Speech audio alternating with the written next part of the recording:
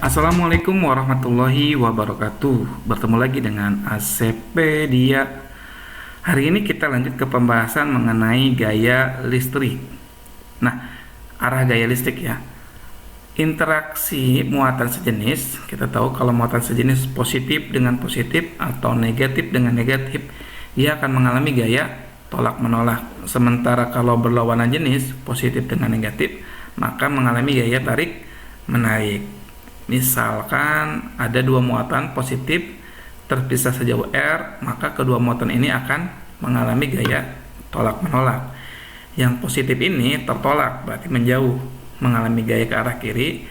Yang positif sebelah kanan mengalami gaya tolak juga, berarti arah gayanya ke arah kanan, tertolak ya. Sama juga kalau kedua muatannya negatif terpisah sejauh R, maka akan mengalami gaya tolak menolak, saling menjauh. Besar gayanya sama itu ya. Akan tetapi kalau ada dua muatan berbeda jenis, positif dengan positif, maka akan mengalami gaya tarik menarik. Yang positif akan tertarik ke arah kanan, yang negatif akan tertarik ke arah kiri, gitu ya. Besar gayanya sama, hanya arahnya saja berbeda. Oke, kita lihat contoh untuk tiga muatan listrik. Ada Q1, ada Q2, ada Q3. Jarak Q1 dengan Q2 kita sebut dengan R31. Jarak Q3 dengan Q2 itu kita sebut R32. Misalkan kita ingin menghitung gaya pada muatan Q3. Q3 ini berinteraksi dengan Q1, Q3 juga berinteraksi dengan Q2. Q3 berinteraksi dengan Q1, negatif dengan positif, tarik menarik, sehingga mengalami gaya tarik ke arah kiri atau menuju Q1. Kita sebut dengan F31. Besarnya F31 itu gaya pada Q3 oleh Q1. Besarnya F31 sama dengan K dikali Q3 dikali Q1 per R31 kuadrat. Jadi ini 31, ini 31, ini 31 ya. Q3 juga berinteraksi dengan Q2. Q3 berinteraksi dengan Q2. Q3-nya negatif, Q2-nya positif, tarik menarik, sehingga di Q3 akan mengalami gaya tarik ke arah kanan. Kita sebut dengan F32, yaitu gaya pada muatan Q3 oleh Q2. Besarnya F32 sama dengan K kali Q3 kali Q2 per R32 dikuadratkan. 32, ini 32, ini juga 32 ya. Maka resultan gayanya, karena ini berlawanan arah, yang satu ke arah kiri, yang satu lagi ke arah kanan, sehingga F3-nya F31 dikurangi F32. Kalau misalkan yang besar, yang lebih besarnya F32, berarti F32 dikurangi F31 dan seterusnya. Nah, arah resultan gaya mengikuti arah gaya yang lebih besar. Misalkan F31 lebih besar, maka total gayanya adalah ke kiri. Atau kebalikannya, misalkan F32 lebih besar dibandingkan F31, maka arah total gayanya adalah ke arah kanan. Contoh. Nah, ini ada elektron, proton, proton. Yang ditanyakan adalah tentukan gaya yang dialami elektron. Ini yang dialami elektron. Kita jawab ya. Elektron itu berinteraksi dengan dua proton, proton dan proton gitu ya, sehingga mengalami gaya listrik seperti berikut. Nah, kita sebut aja ini proton 1, elektron dengan proton 1. Ini elektron itu bermuatan negatif, proton itu bermuatan positif, sehingga mengalami gaya tarik ke arah kanan gitu ya. Elektron juga berinteraksi dengan proton 2, elektron negatif, proton positif, sehingga mengalami gaya ke arah kanan juga, gaya tarik ke arah kanan. F1 kenapa lebih besar? Karena F1 jaraknya lebih pendek dibandingkan F2. F2 jaraknya dari elektron sampai proton, ini jaraknya lebih besar, sehingga gayanya lebih kecil. Karena F1 dan F2 dua-duanya ke kanan, maka total resultan gaya pada elektron adalah ke kanan ya, dijumlahkan aja ke kanan. Jadi total gaya yang dialami elektron adalah ke kanan. Besarnya berapa? Ya tinggal jumlahin aja. Fe sama dengan F1 ditambah F2. Kita lihat contoh 2. Perhatikan gambar di bawah ini. Ada Q1, ada Q, ada Q2. Q1 dengan Q jaraknya D, Q dengan Q2 jaraknya 2D. Bila Q 5 mikrokolom, yang ini 5 mikrokolom, dan D 30 cm, maka besar dan arah gaya listrik yang bekerja pada Q di sini adalah berapa? Ya, kita langsung aja digambar. Q itu berinteraksi dengan Q1, positif dengan positif. Maka pada gaya pada Q adalah tolak menolak, berarti tertolak, menjauhi. Berarti gayanya adalah ke kanan. Kita sebut dengan F1. F1 itu gaya pada Q oleh Q1. Q juga berinteraksi dengan Q2, tolak menolak. Sehingga, tarik menarik ya, ini positif, ini negatif, tarik menarik. Sehingga arah gaya pada Q oleh Q2 adalah ke kanan, tertarik gitu ya.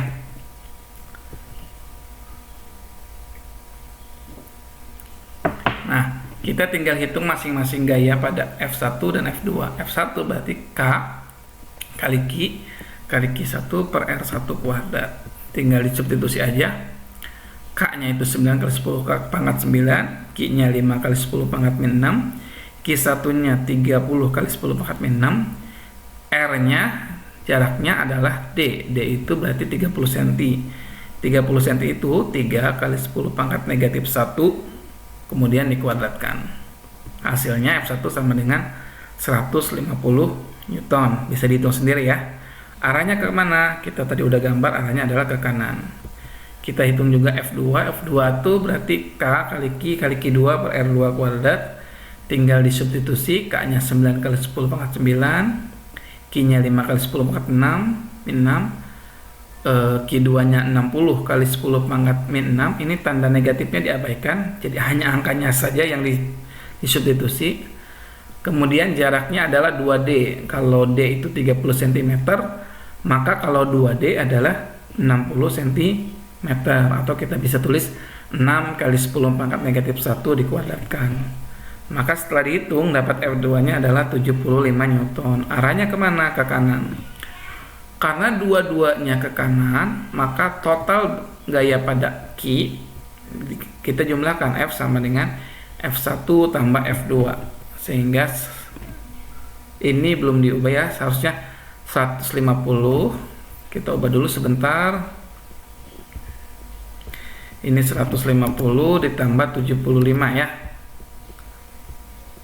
Oke, kita sebentar, kita sudah sampai sini. Nah, ini harusnya 150 ditambah 75, maka hasilnya adalah 225 Newton. Arahnya kemana? Ke kanan ya, karena dua-duanya ke kanan. Kita lanjut lagi untuk kasus 3 muatan sejajar, tapi menentukan posisi di mana muatan Q3 itu tidak mengalami gaya listrik. Misalkan ada Q1 4 kolom, Q2 9 kolom. Nah, ini terpisah jaraknya ya. Di manakah posisi muatan Q3? Gitu ya. Kita mau meletakkan muatan Q3 ini di mana supaya Q3 ini tidak mengalami gaya listrik. Nah, ada beberapa kemungkinan posisi.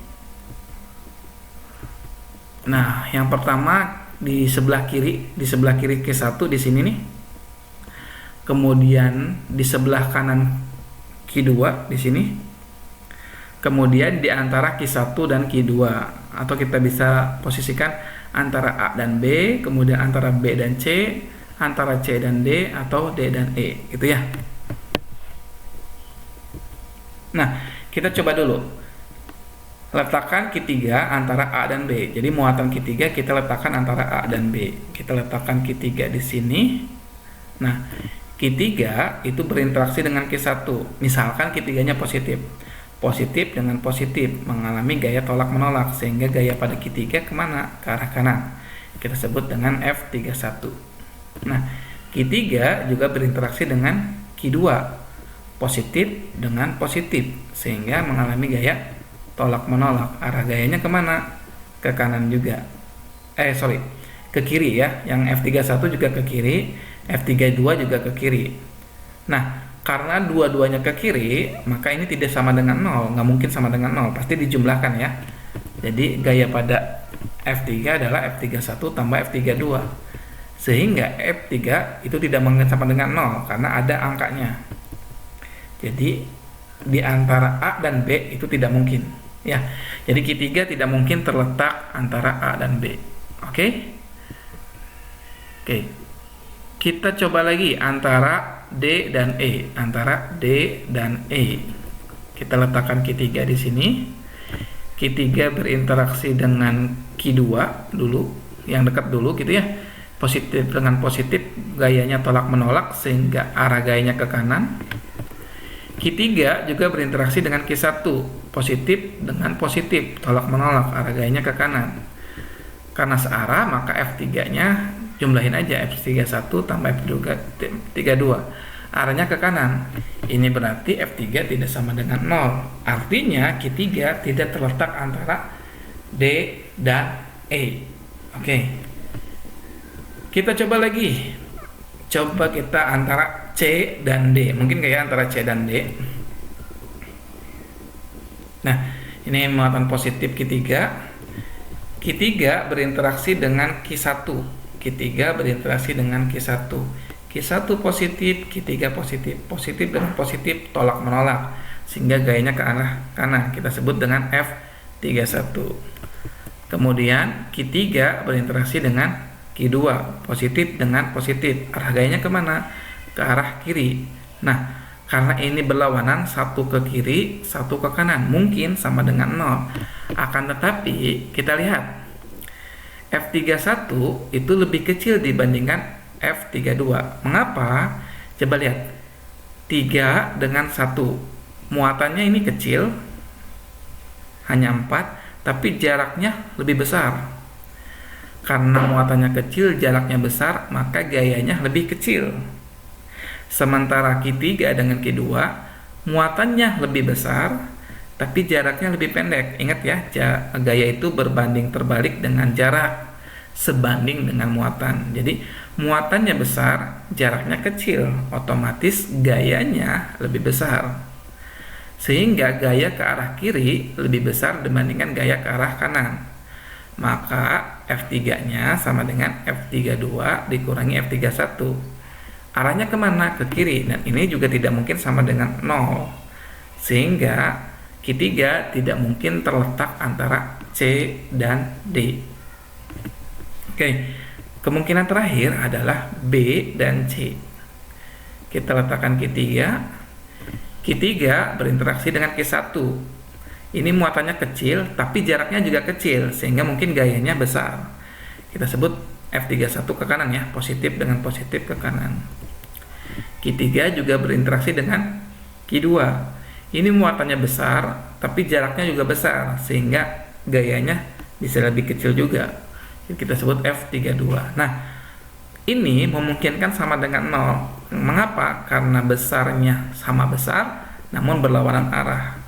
Jadi, F3 dikurangi F31 dikurangi F32 itu sama dengan 0. Mungkin ya, asal F31 sama dengan F32 sehingga nilainya sama.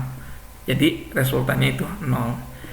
Jadi yang mungkin letaknya muatan ketiga adalah antara titik titik B dan titik C.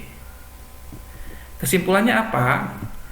Jika muatannya sejenis, positif bertemu positif, positif bertemu positif, atau negatif dengan negatif, maka posisi muatan ketiga, ini Q3, agar tidak mengalami gaya stick adalah yang pertama syaratnya gitu. Di antara kedua muatan itu antara muatan 1 dengan muatan 2, berarti di sini, di sekitar sini nih. Dan yang kedua, lebih dekat ke muatan yang lebih kecil. Mana yang lebih kecil? 4 kolom dibandingkan 9 kolom ya.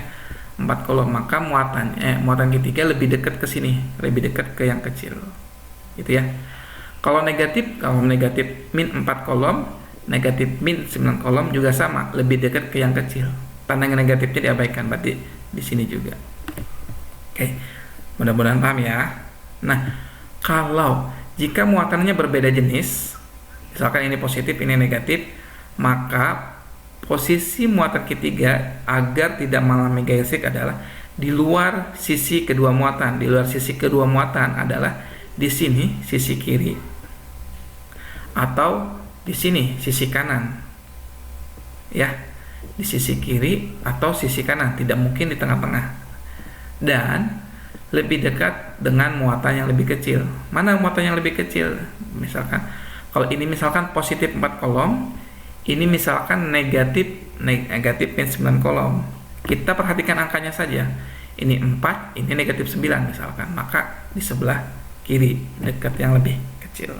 Oke, kita lihat contohnya saja ya supaya paham. Muatan plus Q ditempatkan pada jarak X sama dengan min 1. Ini X sama dengan min 1, jaraknya 1 meter tapi di sebelah kiri sumbunya, sehingga min 1. Dan muatan Q2 terletak pada positif 1 yang di sini ya. Nah, muatan uji plus Q yang diletakkan pada sumbu X akan mengalami gaya total 0 jika diletakkan pada X berapa. Jadi muatan plus Q ini harus diletakkan di mana nih agar gaya pada plus Q itu sama dengan 0.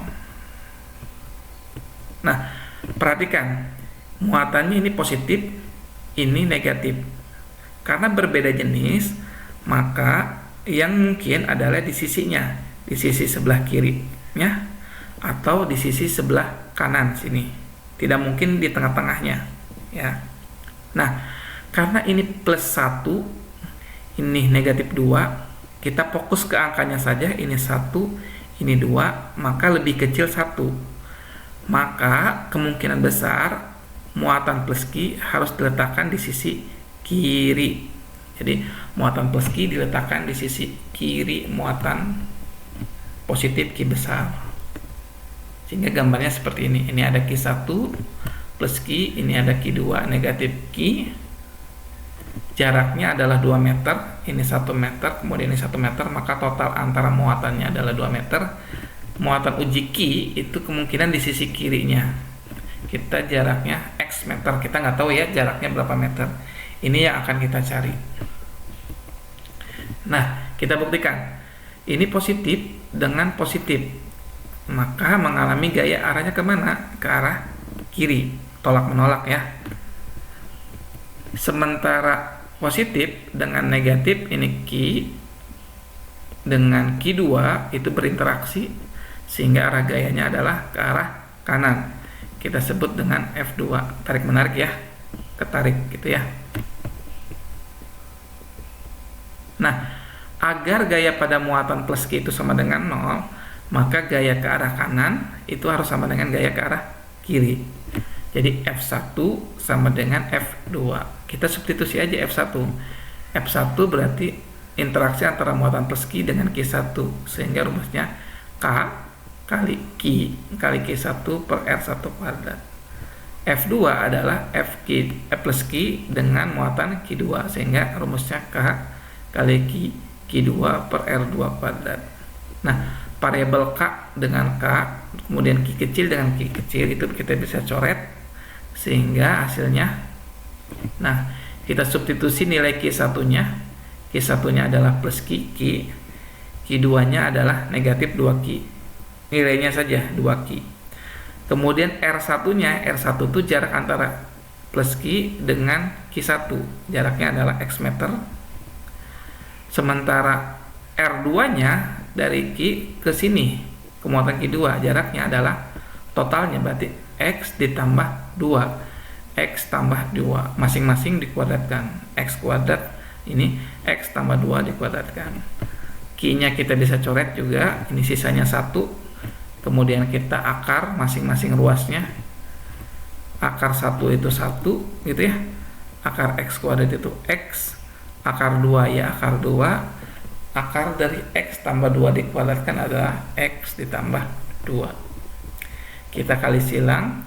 X tambah 2 dikali 1, X tambah 2. Akar 2 kali X adalah akar 2X. Kemudian yang X-nya pindah ruas ke kanan, sehingga hasilnya X dalam kurung akar 2 min 1 sama dengan 2. Sehingga X-nya tinggal dibagi ya. 2 dibagi akar 2 min 1 kali apa namanya? kali sekawannya gitu ya. Ini akar 2 min 1, maka di atasnya akar 2 plus 1. 2 dikali akar 2 itu 2 akar 2. 2 dikali 1 itu 2. Jadi 2 akar 2 plus 2. Nah ini kalau dikalikan hasilnya 1 ya, yang bawah. Akar 2 kali akar 2 itu 2. 1 kali 1 itu negatif 1. Jadi negatif 1. Ini bisa ya perkaliannya ya. Jadi hasilnya adalah 2 akar 2 plus 2. Atau kita bisa tulis sama dengan 2 akar 2 itu akar 8 ditambah 2. Ini belum selesai karena kita baru menentukan nilai X. Nah, kalau posisinya dari pusat koordinat, ini kan pusat koordinatnya di sini nih. Kita tahu dari sini ke positif Q besar itu jaraknya 1 meter. Sementara positif yang muatan uji yang ini itu letaknya di sini, jaraknya X. Maka totalnya adalah 1 meter ditambah X. Yang ini negatif 1 meter ditambah X-nya ini akar 8 tambah 2. Ini kenapa negatif? Karena dia berada di sisi kiri ya. Sehingga X3-nya adalah 1 tambah 2 itu 3. Sehingga akar 8 negatif akar 8 plus 3. Ini posisi muatan uji. Ya, mudah-mudahan paham ya. Oke, kita ada latihan. Yang pertama soal nomor 1, tentukan arah gaya yang dialami elektron berwarna merah. Perhatikan ya. Elektron berwarna merah, ini merah, merah, merah, merah. Kenapa? Karena ada elektron juga yang tidak berwarna merah. Jadi fokus gaya yang dialami elektron pada berwarna merah. Pada gambar berikut ada A, B, C, D sampai C. Absen 1 itu yang A, absen 2 itu yang B, absen 3 itu yang C, absen 4 itu yang D, dan seterusnya sampai absen ke-10 itu yang J. Absen ke-11 itu balik lagi ke A, 12 itu B, 13 itu C, dan seterusnya. Mudah-mudahan paham ya. Gaya yang dialami elektron berwarna merah, fokusnya berwarna merah ya. Misalkan arah gayanya ke kiri, ke kanan, ke atas, ke bawah. Itu jawabannya. Silakan dicoba. Kemudian ini soal nomor 2. Ada susunan elektron dan proton, gambar 1, gambar 2, gambar 3. Kira-kira mana yang lebih besar arah gayanya? Gambar 1, gambar 2, atau gambar 3? Soal nomor 3, ada dua muatan Q1 9 nanokolom, Q2 4 nanokolom, terpisah sejauh 20 cm. Yang ditanyakan letak muatan Q3 Q dari muatan pertama, dari Q1 gitu ya, agar resultan gayanya adalah 0 gitu ya, berapa cm. Karena dua-duanya positif pasti di antara keduanya ya, tapi silakan dihitung. Mungkin cukup untuk pembahasan mengenai arah gaya listrik. Kurang lebihnya mohon maaf. Terima kasih. Silakan kalau tidak ada pertanyaan di kolom komentar. Assalamualaikum warahmatullahi wabarakatuh.